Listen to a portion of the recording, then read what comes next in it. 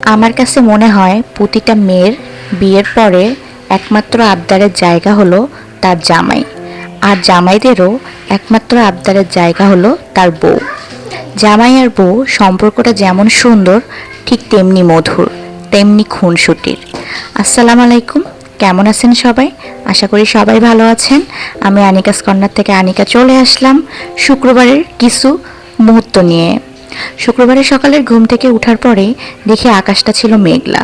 এই মনে হচ্ছে বৃষ্টি আসবে আসবে বলে, তবে আকাশের কালারটা ছিল অনেক সুন্দর। আমার পছন্দের রং নীল। এরকম নীল আকাশ দেখতে আমার অনেক ভালো লাগে। আপনাদের কেমন লাগে অবশ্যই জানাবেন। আর আপনারা অবশ্যই জানাবেন কে কোথা থেকে দেখতেছেন কমেন্টে, তাহলে আমার অনেক ভালো লাগে। তাহলে এত কষ্ট করে ভিডিওটা বানানো আমার জন্য সফল হবে। আপনারা কমেন্ট করলে আমার অনেক ভালো লাগে। আর আমার কি কি ভুল হচ্ছে তা অবশ্যই কমেন্টে জানাবেন, কারণ আপনাদের সাথে তো গল্প করতেই চলে আসি। আপনারাই যদি কমেন্ট না করেন, যদি না জানান, তাহলে কেমন হয় বলেন তো? আর প্রতিদিনই বা একা একা গল্প করতে কেমন লাগে? যাই হোক, আজকে সকালটা ছিল একটু অন্যরকম।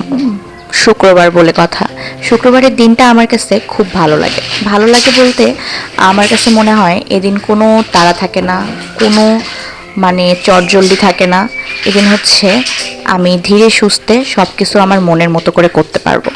আর আমি বরাবরই বৃহস্পতিবারেই শুক্রবারের রান্নাবান্না হচ্ছে করে রাখি, বা ঠিক করে রাখি কী কী খাবো।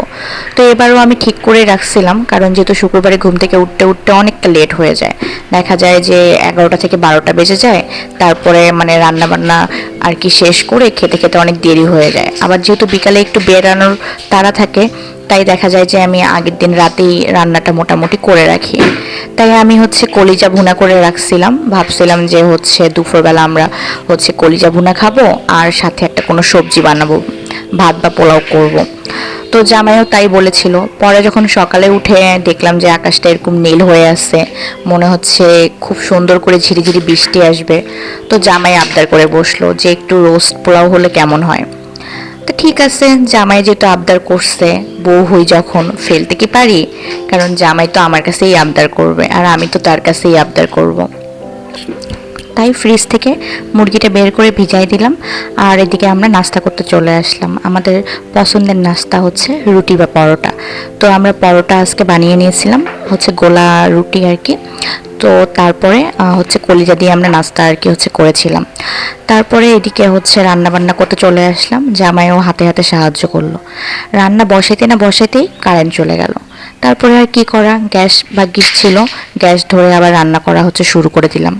তারপর একটু রান্না হতেই আবার কারেন্ট চলে আসলো। তারপর কারেন্টের চুলায় বসে আর কি রান্না করলাম। রান্না করতে করতে একটা জিনিস মনে পড়লো, আসলে বৃষ্টি আমাদের কাছে অনেক আনন্দের হচ্ছে কারো কাছে, আর কারো কাছে অনেক বেদনার। ইতিমধ্যেই আমাদের দেশের অনেক জায়গায় আর কি হচ্ছে বন্যা হয়ে গেছে।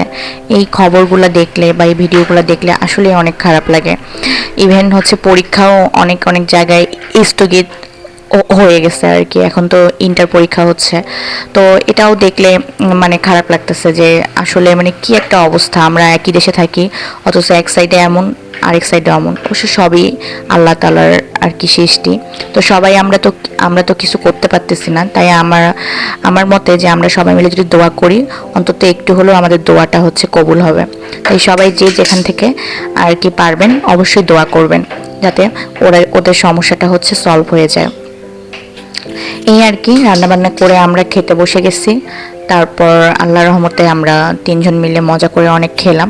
তারপর বিকালের দিকে একটু বের হয়েছিলাম, বৃষ্টি যেহেতু ছিল না। তো যেখানে গেছিলাম ওখানে অনেক পাখি থাকে।